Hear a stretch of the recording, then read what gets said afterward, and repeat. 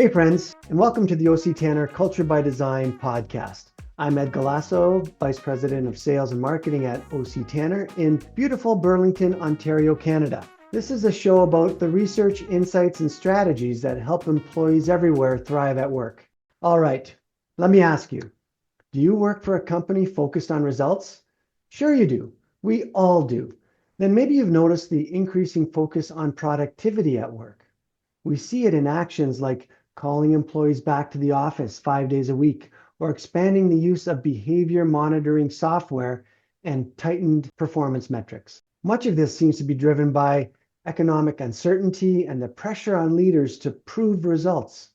The risk, as the OC Tanner 2026 Global Culture Report shows, is that when you increase expectations that you put on employees without increasing how you support those same employees, well, productivity can become enforced rather than enabled. So you end up boosting short-term output while increasing burnout and disengagement over the longer term.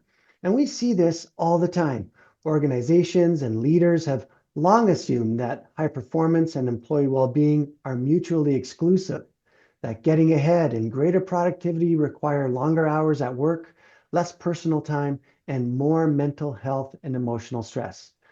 And look, there was a time when I 100% believed in the grind, and I embraced a culture that treated exhaustion as the price to be paid for success.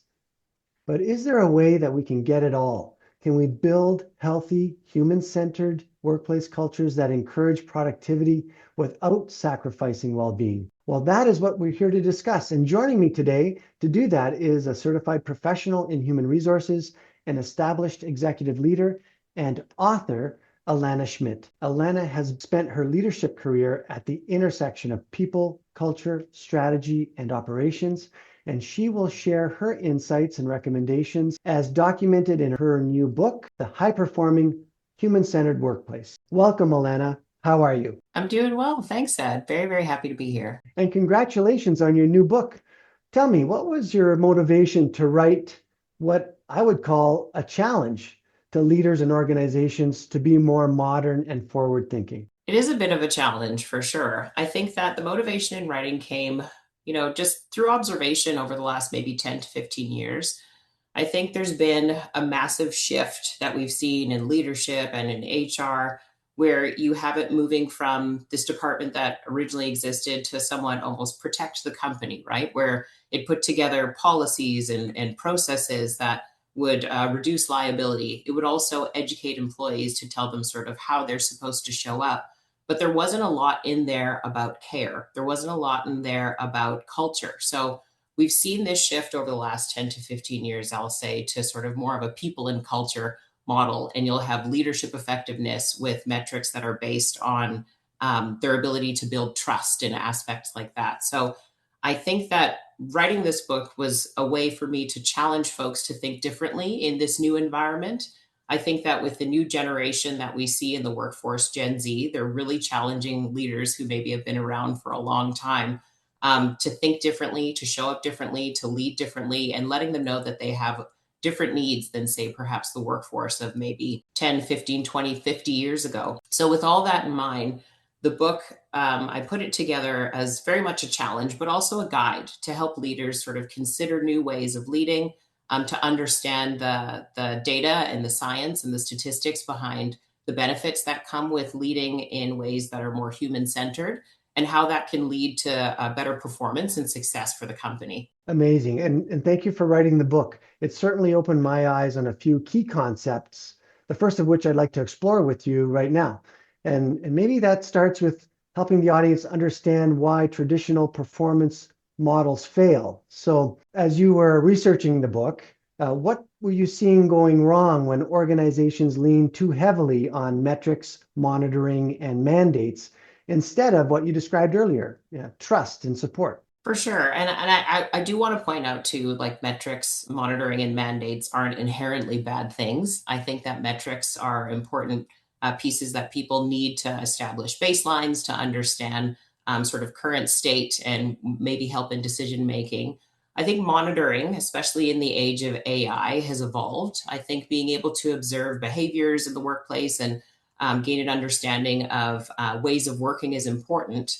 But I also think that we might have shifted more recently into monitoring for monitoring's sake, which kind of removes that human element and really looking at ways that we can use those pieces of information to lift people up and to encourage them and motivate them in their work.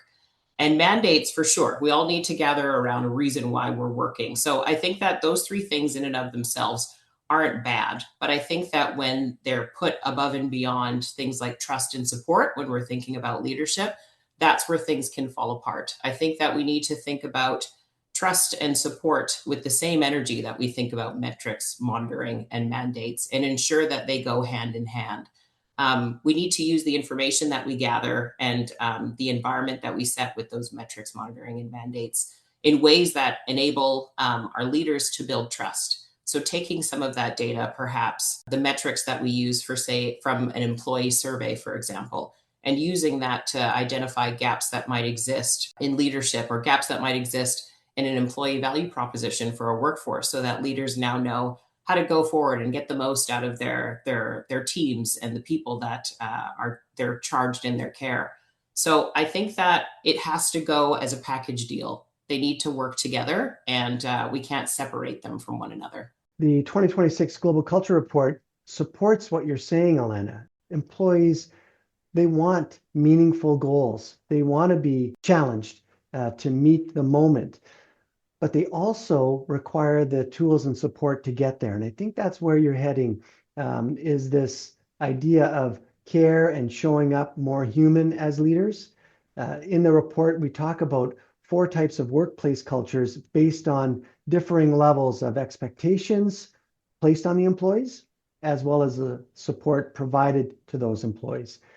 Where I think a lot of organizations are stuck right now is the authoritarian workplace culture, where we have these high expectations of employees, but don't provide the support that they require. And this constant pressure to produce with no organizational support, it creates this stressful and demotivating environment.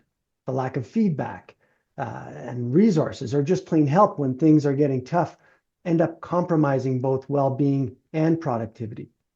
What organizations should be striving for is the authoritative model, where these high expectations are met with high levels of management support, the human work that you're referring to. And we get to a place where employees feel empowered and are motivated to excel rather than mandated to excel. But I think also, we can't forget that folks spend the majority of their days with us, right? So whether you're a leader, whether you're an employer, I think that we need to recognize that while directives and while, maybe some of those more rigid aspects of work are important because we need parameters, we need boundaries, we need all those things, that there needs to be levels of care and recognition that these are still human beings that we have working for us. And these are still folks that require motivation, and they're complex beings. It's not just simply a matter of executing. And, I think about the environments back in the more industrialized settings where it was more command and control. You set the rules as a leader, you set the parameters, and you disciplined as necessary. And that was the totality of a leader's role. Where in which now, especially again, referencing the new generation, there's a little bit more of a focus on aligning values, ensuring that people have psychological safety, meaning, they're encouraged to share ideas, to try new things. And we know that breeds innovation. So I think that in today's day and age, trying to manage and to lead teams and companies in the ways that we used to, just they're not sustainable anymore. That's where you see attrition rates going sky high. That's where you see dissatisfaction levels going awry. So I think that it's important for folks to understand that today's workforce is way more dynamic than it used to be, and it requires that level of care from leadership. Where I wanted to take this next was the surprise that leaders have when they're employing those command and control tactics on their teams. The surprise that they uncover when what they had planned would happen doesn't. That the behaviors they believe are driving performance are actually undermining them. And in the Global Culture Report, we do discuss how employees do their best work when we provide them the things that they need. Our research shows that only 34% of employees believe they have the levels of support high enough to match the expectations of their workplace. This means that, of course, 2 out of 3 employees don't have that support. And when we do the human work, when we have both high expectations and high levels of support, our research shows that employees are likely to stay 2 years longer with that organization, that 68% of employees are more likely to meet their goals, and that 89% of employees are more likely to innovate. So when we do the human work, it's good for the employee, but it's also super good for the bottom line. Right. I'd like to explore the concept of what leaders and organizations can do to better support employee well-being in a way that fuels performance a little bit more. So let me ask you, why are engagement, belonging, and purpose so important to high-performing cultures? And what can leaders do right now to improve these culture elements on their team? That's a great question. I think that when it comes to engagement, belonging, and purpose, it is so important for leaders to lean into these things. I think engagement, and then I think about motivation. When I think of belonging, I think of, folks being able to feel as though they're part of the team and part of the company and a valued part of those aspects. And then when I think of purpose, it's really just making sure that the folks on your workforce really understand how what they're doing and how they show up contributes to the success of the company and the company living into its objectives. So these all have to do with a person's state as an employee. And I think leaders, when it comes to the engagement side of things, the motivation piece is important for them to really dig into and to understand. When it comes to motivation, folks are dynamic, different beings. So I call them work love languages. So we could think about them in ways like some folks really just look into compensation as a motivator. Some folks look into rewards and recognition. Saying their name in a global meeting means a lot to them. So ways of doing that, getting a very personalized token of appreciation because they've been able to hit a certain milestone really rings true for other folks. For other people, it might be time and flexibility. We know in today's day and age of often hybrid workplaces, people want to be able to choose where they are working and being able to have a little bit more agency in their life. So that's where the engagement piece can come in for leaders and really considering how that comes into play to motivate their team members. On the belonging side of things, that goes back to psychological safety. Are folks having, the proverbial seat at the table where they're able to challenge ideas, ask questions, bring new ideas to the table, regardless of who's at the table? Are leaders inviting people to speak and inviting them to have a say in some of the decision making? Are they given autonomy in some of those pieces and really understanding how decision making happens? So having that clarity around their role is a big piece. And then on the purpose side of things, it's really important to simply not just have a saying on the wall, of the break room or a saying on the wall of the main working space to say, these are our values. You have to live it. They have to understand it. They have to know how it shows up, and leadership has to mirror it. So if those things aren't happening, you can have those words on the wall, but they won't mean anything to folks. So when you think of all of those 3 aspects in a workplace, they really come together to build or break the culture. So all of those pieces are important for leaders who want to be effective to understand, and to be able to know how to leverage them to drive motivation, to drive, a sense of purpose, and to really have folks have clarity around their role and how they contribute to the big picture. The allowing employees to have a voice is important, especially in goal setting. Um, Hmm. Helping them with identifying challenging goals that are achievable and letting them have a voice in that, but also in how and where the work is going to be done and what tools or resources or training that might be required by that employee to do that job well. So that comes through regular check-ins and having honest two-way conversations about the work. Hmm. And that is super important and doesn't have to be an expensive proposition. These are things that can get managed in regular one-to-one meetings all the time. It's just you just have to book them. Yeah, they can't be a surprise. Um, the other thing that I would say that leaders could do more of is to turn up the empathy.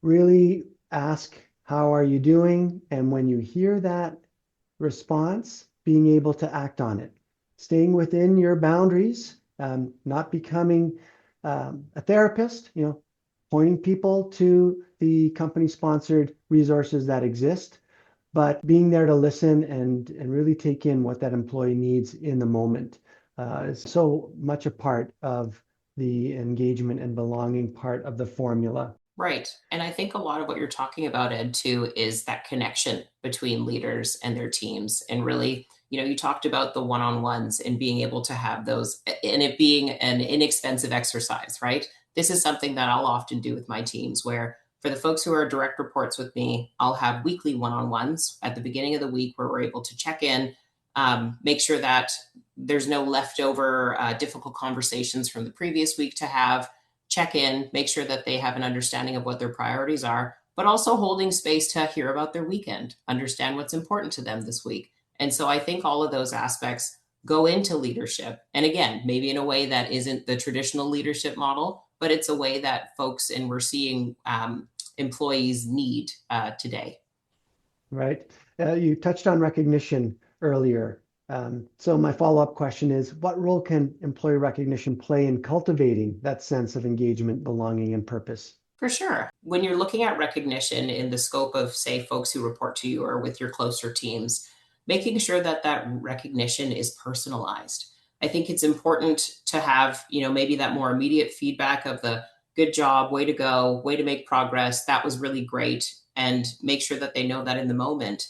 But maybe for some of those larger milestones where if they've made like a really good leap or had a lot of growth as an employee working on a project, or perhaps in their growth just overall, being able to share with them a token or give something that's personalized to them, something that'll really ring true to their work love language, again, as I mentioned before, is really important. So you've got to know your team, you've got to understand what's important to them in order to be able to give those personalized pieces. So I think that when it comes to recognition, building that connection, building trust, all of that goes part and parcel together. When we integrate recognition into everybody's experience at work, it allows them to feel seen, valued for their unique talents, and that their work is making a difference. When you touch on the personal aspect of it, that might come in as, do I want my recognition to be public or private? So understanding those preferences, as you mentioned, it really goes a long way as well. We really advocate a holistic approach to employee recognition here at OC Tanner, and it includes three elements. The first is about encouraging effort. Think about this as the little victories. How do we promote ideas, actions, and the behaviors that lead to progress? We recognize the small things, even urging team members to test their own boundaries and fail sometimes, and recognizing how we recover from those failures. The goal here is for leaders to remember that effort always precedes achievement. And so recognizing that effort along the way is key. For leaders of my generation, we didn't grow up in that kind of environment. If there was recognition at all, it came at the end of a project and only when that project was delivered 100% complete. Mhm. So that'll be a change for many. So we have encourage effort. And then, of course, we do want to reward results, recognizing those people who have made a measurable impact or exceeded expectation. They've blown through their sales quota or improved a process. Our research shows that rewarding people for an achievement validates their worth and affirms their potential. And lastly, it's about celebrating careers. Think of that as acknowledging someone's full body of work and contributions over time. We recognize how they've uniquely contributed, and we're calling attention not to just what they've done, but what it's meant to the team, to the organization, and how we help the organization fulfill its purpose. Moving on, I have a really tough question for you, Alana, so I hope you're ready for it. In your opinion, what is EQ and how can a leader get some? I'm asking for a friend. So I'll share this answer for your friend Ed. Wink, wink. So I always think of EQ as being rooted in self-awareness, but I think like the textbook answer would be related to your and my ability to manage and recognize, influence the emotions of others as well as yourself.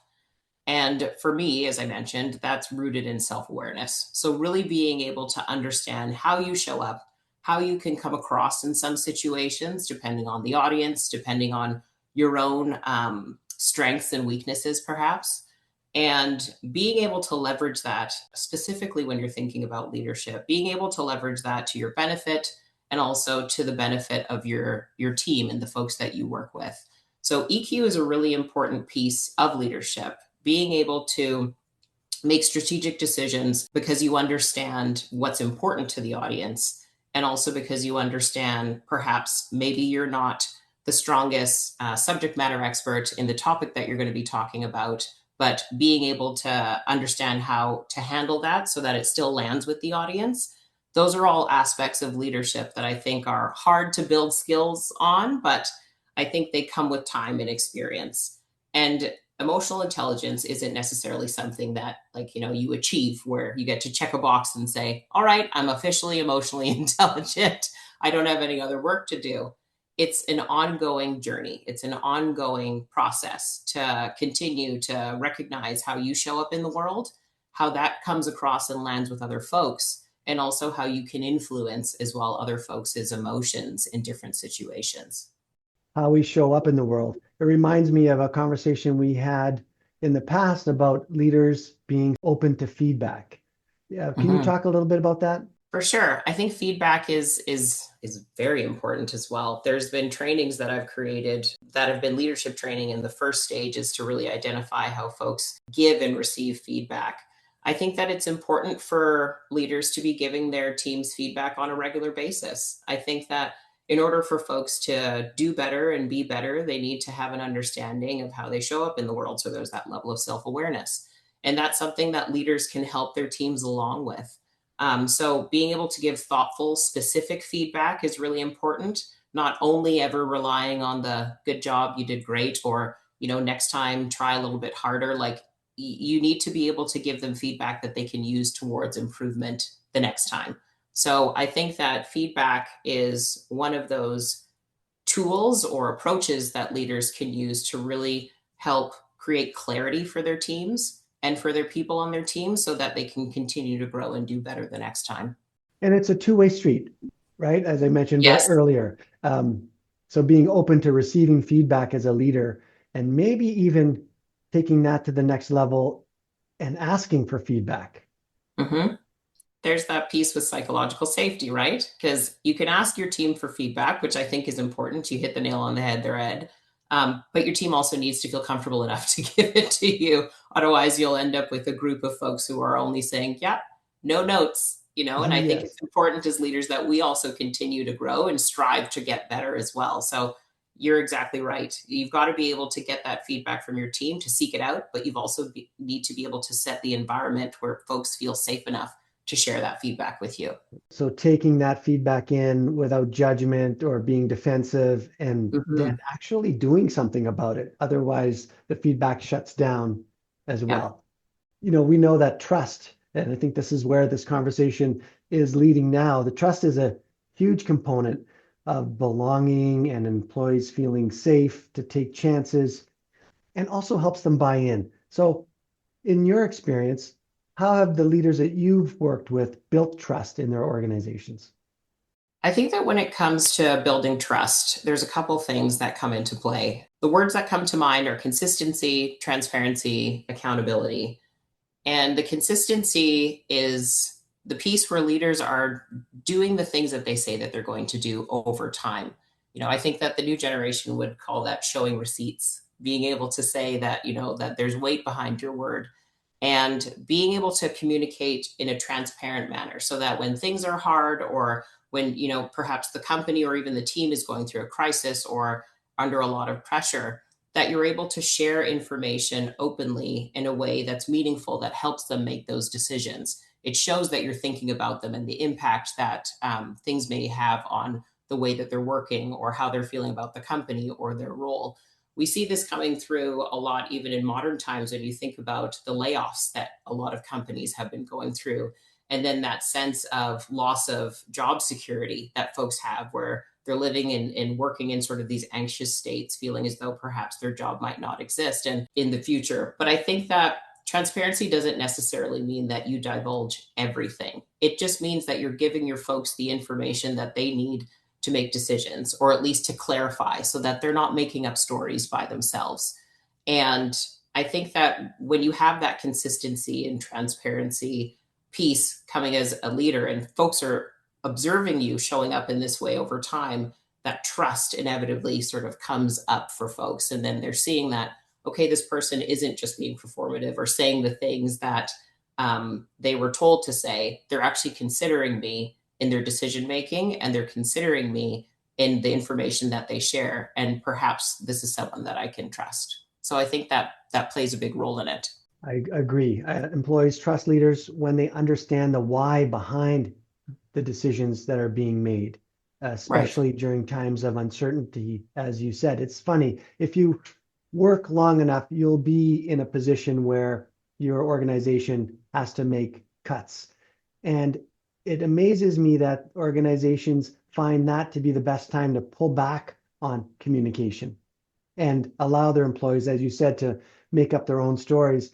And as human beings, we always seem to go to the darkest places first. So getting out in front and communicating clearly, I think it just strengthens accountability and engagement and builds the trust that you're looking for. One of the areas that I've been working on to develop trust is to pay more attention to the members of my team that are dispersed, so that don't come to the office here regularly. We have the technology, of course, to interact face to face over great distances. Now it's incumbent on leaders to show up more human in those times, myself included, getting more intentional to not only see and recognize the great work that's happening, but also to be able to spot stress and act on that. So doing that, I feel, will help my own trust scores, but also bring that sense of belonging that remote employees, especially those that work 100% from their home office, Right. desperately require. Right. And you bring up a good point for sure. I think that there's almost a need to for leaders to lean in even more for those folks that are more dispersed. I think that it's really easy to walk around the office and say hi to folks and just get those quick connections along the way in a very sort of authentic and natural manner. If you have a team, like you mentioned, Ed, that's dispersed, whether they're, working from home in the same city or working across the ocean in a different continent, there's often, I should say, feelings of really not knowing what's going on, or feeling as though they're missing out, that FOMO that folks will talk about, the Mhm. fear of missing out. And so it's really important for leaders to lean in with those folks and really check in with them diligently, making sure that you have an understanding of what their day-to-day experience is. You can't make assumptions that it's the same as your team that's a little bit closer. And so building that trust might require actually additional rigor for those folks that are dispersed and maybe not, in the office next to you. All right, Alana. So just to recap, we've discussed why traditional models are not meeting employee expectations, and we've discussed how leaders and organizations can better support employee well-being. The question now is, how do you operationalize it in a way that fuels performance? Right. And this is a big question. Operationalizing anything to fuel performance is going to have a lot of factors involved, including things like industry as well as sector. But I think that we can take a shot at some of the high level pieces to consider. When you're looking at operationalizing a human centered, high performing workplace that's also got a healthy culture, you have to look at some of the basics. So, related to things like org design and structure.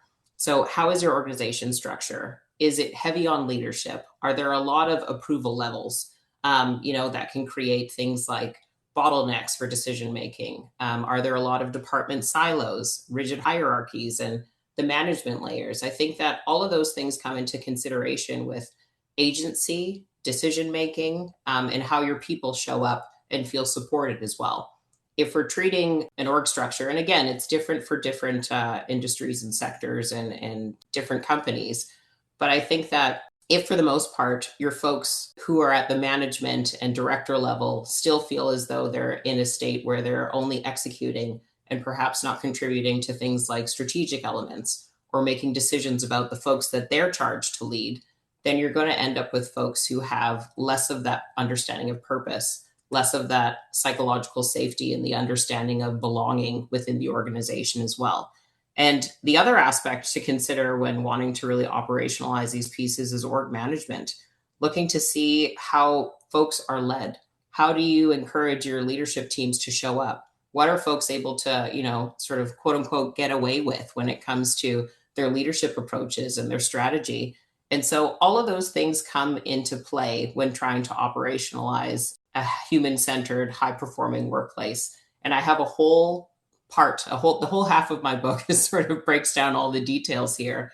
And so it is complex, but I would say starting with looking at how your organization is structured and also how your organization is led, and going through a series of questions that you can ask yourself about what the current state is and where you want it to get to would be sort of that important first step in operationalizing a workplace and culture for that human-centered, high-performing vision.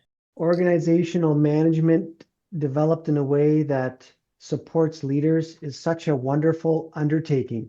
Many leaders got that job because they were great operationally at the work that they were doing. And somebody selected that individual for that promotion, and now they're leaders.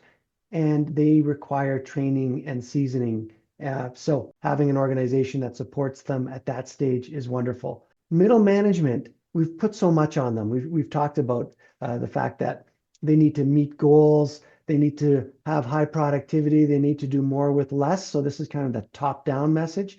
But bottom up, they're expected to build trust and turn up the empathy, as I said earlier, live the values, and be there for their employees. So it's this shock absorber effect that they're under. Again, any kind of organizational management development that's there to catch them when they need it is huge. And I encourage every listener to look up that chapter of your book and get some ideas there. One last topic I'd love to explore with you, Alana, is your insights into how we should be making culture a business metric.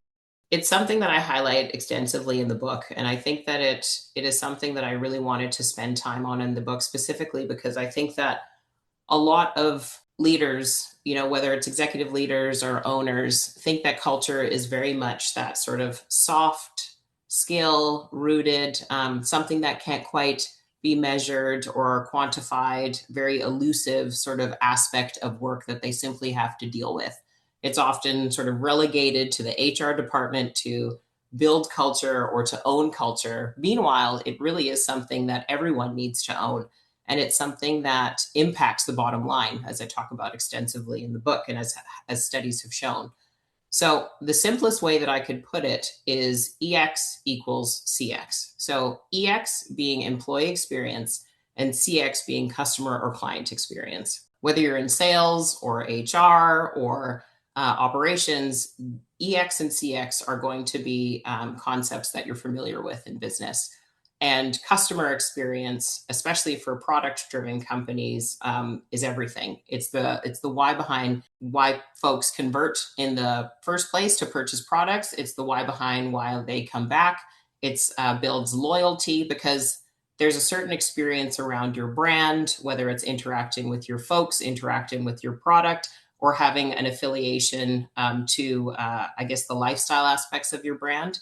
It's what keeps people coming back. And so that drives your bottom line.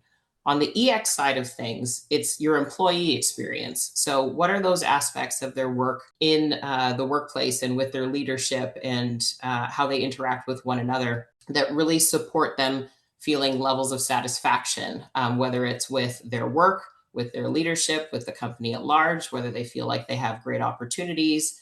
All of that feeds into employee experience, and engagement is a big piece of this.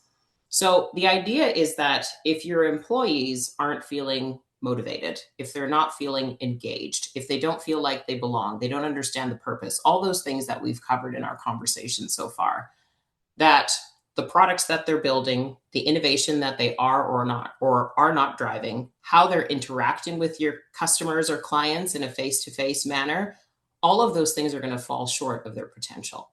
So all of those things in turn will then have your bottom line fall short of its potential. And then, you have, the saying of money being left on the table.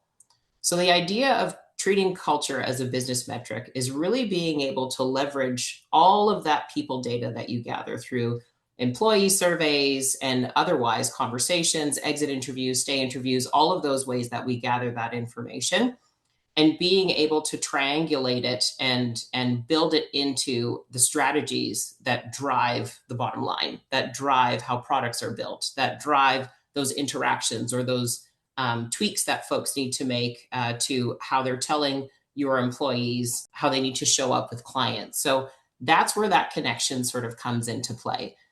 If your employees aren't engaged, your customer experience is going to be lacking. If they're engaged and set up for success, then the idea is that your customer experience is going to be great and you're going to be able to live into that potential of customer experience and the bottom line. So that's why it's so important. And this is what studies have shown.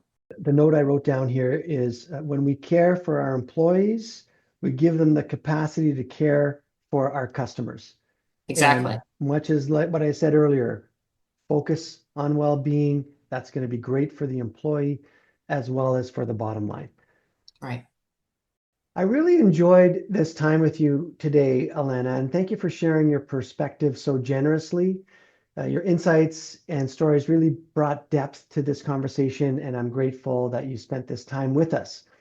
I made some notes, as I mentioned, as we were chatting away, and I've got 3 takeaways from today's podcast. First one, employee well-being and improved business outcomes are not rivals, they're partners.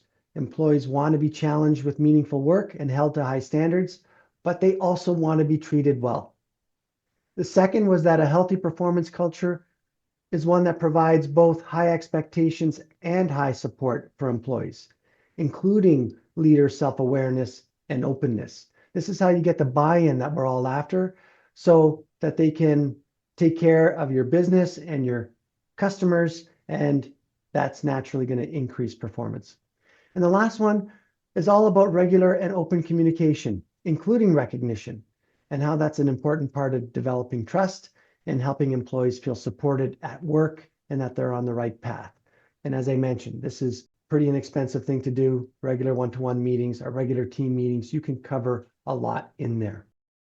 Alana, where can listeners pick up your book and follow you on social media? So I am on LinkedIn, so you can find me there under Alana Schmidt, Allana, last name Schmidt, based in Canada. And they can pick up my book on Amazon. It is available worldwide. If you're based in Canada, you can purchase it at Indigo bookstores, online and in store. Excellent. Thanks for that, Alana. And thank you once again for being here today. Thank you, Ed. I've really appreciated our conversations. Fantastic. And a big thank you to everyone listening. If you want to dive deeper into the O.C. Tanner Institute's findings, you can download the full 2026 Global Culture Report, as well as our most recent research, the State of Employee Recognition, by visiting octanner.com and looking for it under the Resources tab. Thanks for joining us today. Take care, everybody. Thanks for tuning in to this episode of O.C. Tanner's Culture by Design podcast. O.C. Tanner is the global leader in software and services that improve workplace culture through meaningful employee recognition experiences. If you want your organization to become a place where people can't wait to come to work in the morning, go to octanner.com.